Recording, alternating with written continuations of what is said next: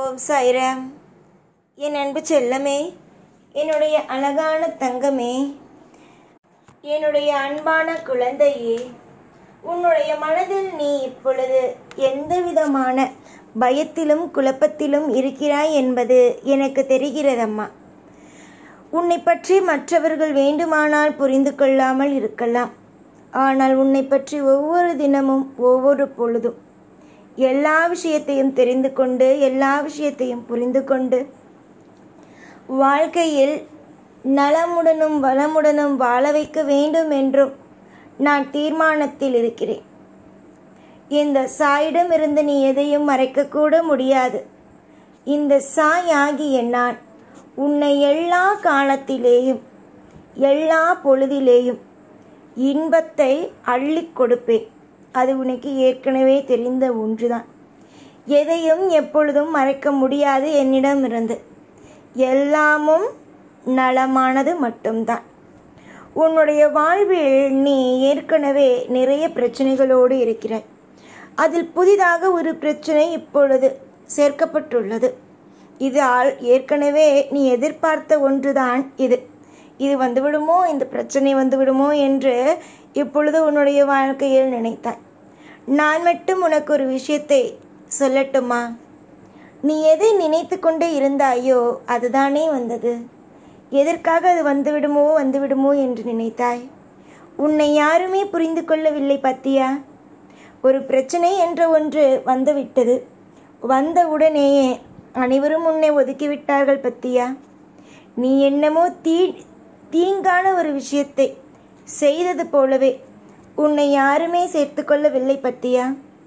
இதுதான் உறவுகளும் சரி, குடும்பத்தில் இருப்பவர்களும் சரி. இதுவே நீ ஒரு சுபத்துவமான விஷயத்தை செய்திருந்தாய் என்று வைத்துக்கொள். உன்னை பாராட்டி புகழ்ந்து உனக்கு பூ மாலையாகவே கொடுத்திருப்பார்கள் அந்த பாராட்டை. ஆனால் இப்பொழுது உன்னால் ஒரு பிரச்சனை வந்த உடனேயே என்ன செய்தார்கள்? உன்னை குப்பையில் தூக்கி போடுவது போலவே தூக்கி எறிந்து விட்டார்கள். இதுதான் நீ என்று அல்ல, இங்குதான் எல்லோரும் அப்படிதான். நல்லது செய்தால் பாராட்டுவார்கள். அதுவும் சிலர் பொறாமையான பாராட்டு, சிலர் பாராட்டுவார்கள் நன்றாகவே. அதுவே தவறு செய்து விட்டாய் என்றால் குடும்பத்தில் இருப்பவர்கள் என்ன தெரியுமா செய்வார்கள்?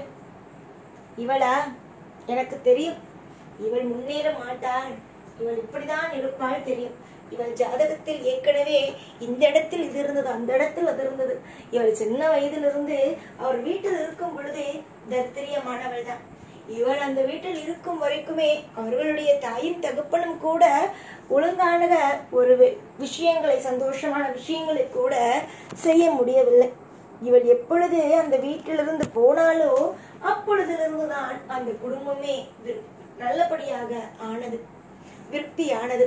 இப்பொழுது இந்த குடும்பத்திற்கு வந்ததும் இந்த குடும்பத்திற்கு இவருடைய தத்திரியங்கள் வேலை செய்ய ஆரம்பித்து விட்டது என்றுதான் உன்னை எப்பொழுதுமே எல்லா நாளுமே திட்டுகிறார்கள். அதுவே நல்லது செய்தால் இவள் வந்ததிலிருந்துதான் என் குடும்பம் அதிர்ஷ்டம் என்று சொல்லி விடுவார்களா என்ன?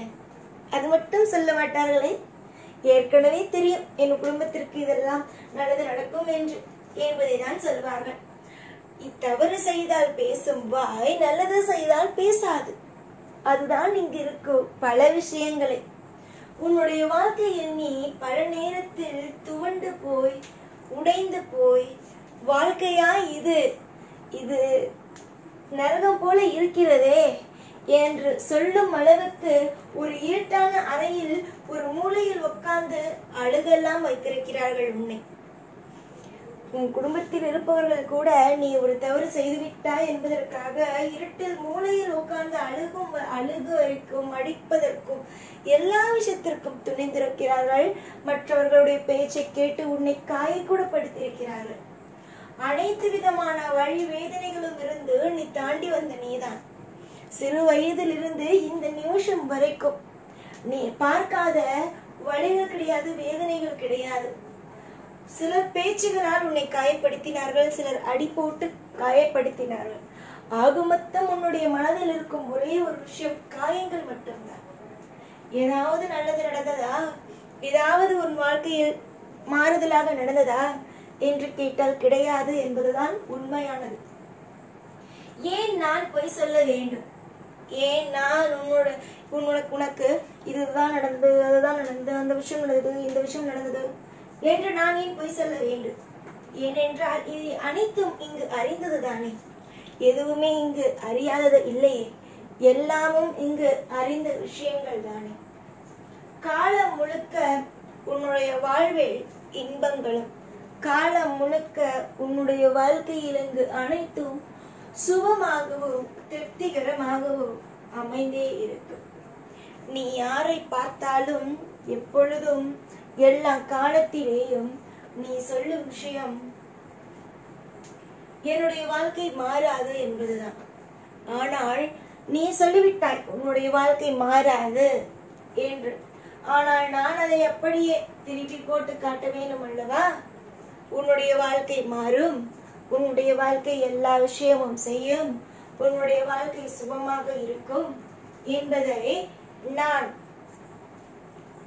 செய்ய வேண்டும். உன்னுடைய வாயிலிருந்து வர வைக்க வேண்டும் அல்லவா? நிச்சயமாக உன்னுடைய வாழ்க்கையில் எல்லா விதமான சுபமான விஷயங்களையும் அற்புதமான விஷயங்களையும் உன்னுடைய வாழ்க்கையில் நான் கொண்டு வருவேன். நல்ல விஷயங்களை மட்டுமே. உன்னுடைய வாழ்க்கையில் இவ்வளவு பிரச்சனை நடக்கிறது, எல்லா விஷயத்தையும் தெரிந்து கொண்ட நான் இனிமேலும் உனக்காக பல மாற்றத்தையும் பலவிதமான கவலைகள் என்னென்னவென்பதையும் நான் மாற்றி உனக்கு பிடித்தது போலவே உன் கையில் வந்தே சேர்ப்பேன். நீ என்றும் நீயாக இரு. நான் உனக்கு செய்ய வேண்டிய சுபமான காரியத்தை எப்பொழுதும் சுபமாகவே செய்தேன் தருகிறேன். இன்று பல நேரத்தில் துவண்டு நிற்கிறாய். நாளை அதுவே உன்னுடைய வாழ்க்கையில் சிரித்து கொண்டே என்னிடம் சொல்வாய், நான் முன்னேறிவிட்டேன், நான் கிடைத்தது, நான் நினைத்தது எல்லாம் எனக்கு நடந்துவிட்டதும் என்று சொல்வாய். தூற்றியவர்களை ஓரமாக வை.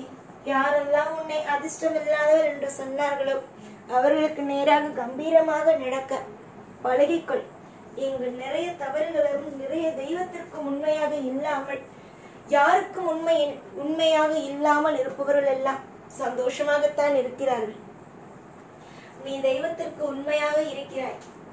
நிச்சயம் நல்லது நடக்கும். ஒரு காலமும் ஒரு பொழுதும் இந்த சாய் உன்னை கைவிட மாட்டேன். அதற்கு வாய்ப்புகளே அல்ல. சந்தோஷமாக இரு.